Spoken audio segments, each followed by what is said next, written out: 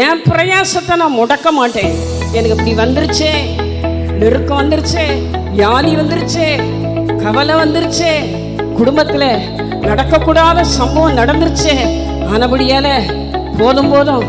ஆலயத்துக்கு போனது போதும், பைபிள் வாசித்தது போதும், ஆத்மாக்களை ஆதாயம் பண்ணது போதும், இனி என்னால முடியாது, நான் வெளியே தலை காட்ட முடியாது, 4 பேர் என்னை பார்த்து என்ன பேசுவாங்க, எல்லாம் முடிஞ்சு போச்சுன்னு சொல்லி மூலையில சுருண்டு உட்காராதபடி எத்தனை பாடு வரட்டுமே,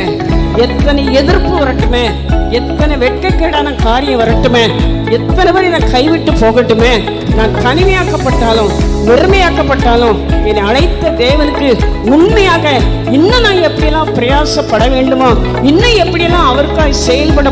முடியுமோ, இன்னும் எவ்வளவாய் அவருக்காய் கொடுக்க முடியுமோ அத்தனையும் நான் தொடர்ந்து செய்து கொண்டே இருப்பேன்.